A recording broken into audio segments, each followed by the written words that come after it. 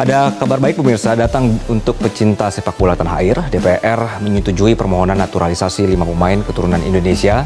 Langkah ini memberi harapan baru untuk timnas Indonesia di ajang internasional.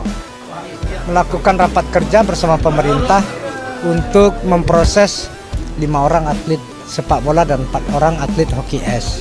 Pemerintah luar biasa mendukung persepak bola Indonesia. Sangat cepat prosesnya.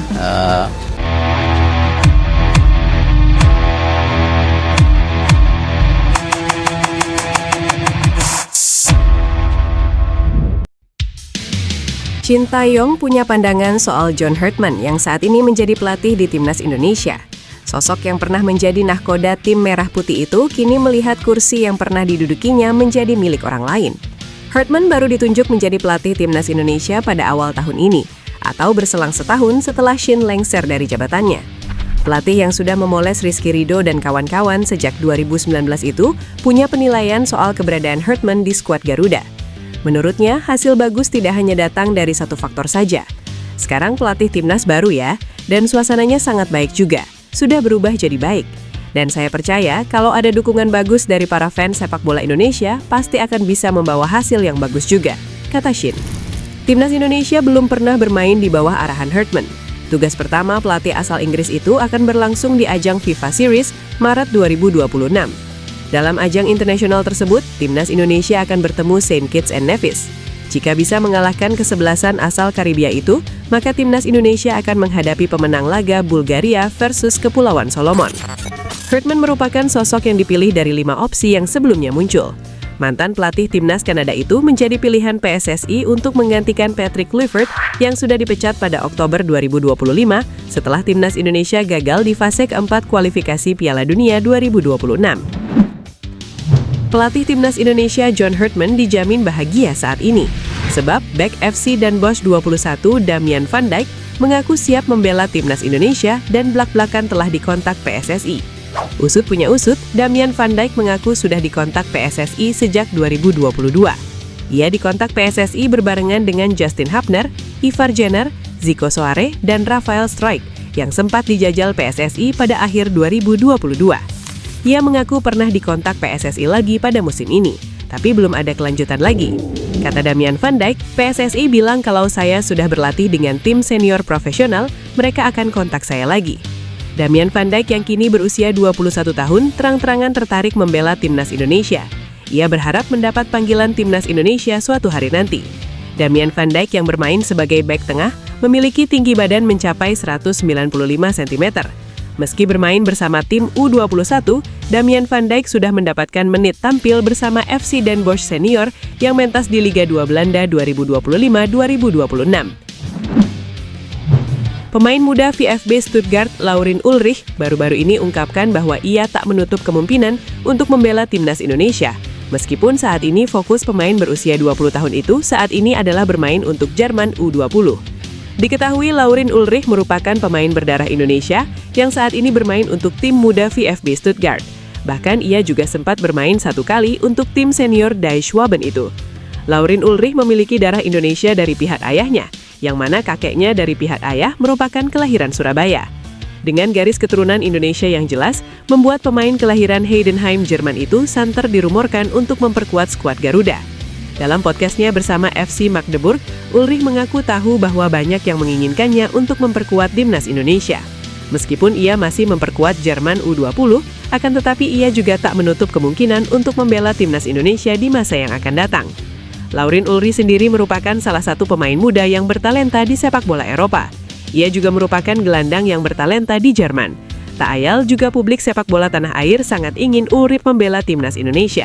Apalagi skuad Garuda sendiri butuh gelandang berkualitas. Tentu saja cukup menarik jika nantinya Laurin Ulrich suatu saat membela timnas Indonesia. Apalagi Ulrich juga masih bisa memilih untuk memperkuat Jerman. Pascal Struijk yang baru saja mengantarkan Leeds United promosi ke Premier League 2025-2026 ramai dibahas dalam beberapa hari terakhir. Bek 25 tahun ini menjadi perbincangan pencinta sepak bola tanah air karena kedapatan berada di tribun yang sama dengan mantan pelatih timnas Indonesia, Patrick Kluivert. Pencinta sepak bola Indonesia langsung mengaitkan kejadian di atas dengan kemungkinan Pascal Stroik segera menjalani proses naturalisasi menjadi WNI. Sejatinya tanda-tanda Pascal Stroik segera membela timnas Indonesia sudah dibocorkan media Belanda, Football Primer. Petinju Football Primer, Denny van Laar, membocorkan Pascal Stroik sudah diizinkan membela timnas Indonesia. Meski begitu, tak diketahui secara pasti siapa yang memberi izin di sini, entah orang tua atau keluarga besarnya. Dan seseorang yang tidak banyak disebutkan, Pascal Stroik diizinkan bermain untuk Indonesia. Dia adalah pemain yang luar biasa, kata Denny van Laar. Jika benar menjalani proses naturalisasi WNI, Pascal Stroik merupakan kepingan puzzle terakhir di lini pertahanan timnas Indonesia. Dalam pola 3-4-3 racikan John Hartman, Pascal Stroik dapat mengisi posisi bek tengah sebelah kiri. Ex-pemain Ajax Amsterdam U21 ini dapat membentuk trio tangguh di jantung pertahanan skuad Garuda bersama Mace Hilgers dan Kapten Jai Itzes. Dalam sebuah wawancara pada 2020, Pascal Stroik mengaku memiliki darah Indonesia dari sang kakek dan nenek. Fakta di atas menunjukkan bek bertinggi badan 190 cm ini eligible untuk memperkuat timnas Indonesia. Menarik menanti pergerakan PSSI ke depan. Pelatih kepala timnas Indonesia John Hartman membuka peluang hadirnya pemain naturalisasi baru untuk memperkuat skuad Garuda ke depan. Hartman menegaskan bahwa proses naturalisasi tetap menjadi salah satu opsi strategis agar Indonesia mampu bersaing di level tertinggi sepak bola dunia. Sejak era Shin Tae-yong hingga Patrick Kluivert, timnas Indonesia memang diperkuat sejumlah pemain naturalisasi keturunan Belanda. Mengikuti jejak para terdahulunya, Hartman tidak menutup kemungkinan melanjutkan kebijakan tersebut. Menurut pelatih asal Inggris itu, pengalaman bermain di kompetisi elit dunia menjadi faktor penting dalam membangun tim nasional yang kompetitif. Meski demikian, Hartman juga menyoroti antusiasme pemain lokal yang dinilainya sangat positif. Ia menyebut Indonesia kini berada pada fase di mana banyak pemain ingin membela merah putih. Saat ditanya soal kemungkinan mencari pemain keturunan Indonesia dari Inggris, negara kelahirannya, Hartman memilih bersikap terbuka. Pelatih 50 tahun itu menegaskan akan mencari pemain terbaik tanpa memandang latar belakang geografis. Agenda terdekat Hartman bersama timnas Indonesia adalah FIFA Series yang akan digelar di Stadion Utama Gelora Bung Karno pada FIFA Matchday periode 23-31 Maret. Sinyal positif datang dari Eropa, di mana striker klub Serie A Bologna, Thijs Dallinga menjadi sorotan PSSI. Setelah Dallinga dikabarkan menghindari pertanyaan seputar kemungkinan membela timnas Belanda, rumor mengenai ketertarikan PSSI untuk menaturalisasinya kembali menguat. Dalam sebuah wawancara, Dallinga secara terbuka menyatakan fokusnya saat ini hanya pada penampilan bersama klubnya. Sikap ini direspon oleh publik dan diyakini menjadi celah bagi PSSI untuk mendekatinya. Dallinga dinilai bisa menjadi solusi untuk lini serang timnas Indonesia, terutama setelah penyerang andalan Ole Romeni tak kunjung cetak gol bersama klubnya. Jika proses naturalisasi ini terwujud, Dallinga berpotensi besar memecahkan rekor sebagai pemain termahal dalam sejarah timnas Indonesia. Dengan nilai pasar yang ditaksir mencapai 208,58 miliar rupiah, kualitas dan pengalamannya bermain di liga-liga top Eropa seperti Ligue 1 dan Serie A menjadi daya tarik utama.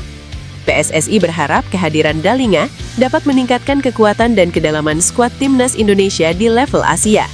Kualitas dan naluri mencetak golnya dianggap sebagai investasi jangka panjang untuk menghadapi persaingan yang semakin ketat. Winger MacArthur FC, Luke Vickery, mengaku sudah dihubungi perwakilan PSSI. Ia pun membuka kemungkinan untuk membela timnas Indonesia.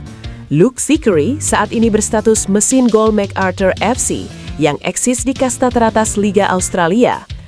Bersama MacArthur FC musim ini, Luke Vickery mengemas 5 gol dan 3 assist dari 18 pertandingan di semua kompetisi. Jika bersedia membela timnas Indonesia, Luke Vickery praktis menjadi tenaga tambahan bagi lini depan timnas Indonesia. Dalam pola 3-4-3 racikan John Hartman, Luke Vickery dapat diandalkan sebagai winger kanan. Selain diperankan sebagai winger kanan, Luke Vickery dapat dimainkan sebagai winger kiri atau penyerang tengah. Jika Luke Vickery benar dinaturalisasi menjadi WNI, pemain-pemain seperti Rafael Struijk dan Mauro Zylstra berpotensi kesulitan tampil membela timnas Indonesia lagi. Rafael Struijk biasa mentas sebagai winger, posisi yang kerap ditempati Luke Vickery.